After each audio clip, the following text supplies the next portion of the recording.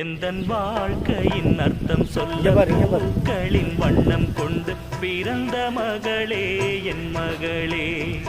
நான் வாழ்ந்தது கொஞ்சம் அந்த வாசத்தில் வந்துதித்து உயிரில் கலந்தா என் உயிரே.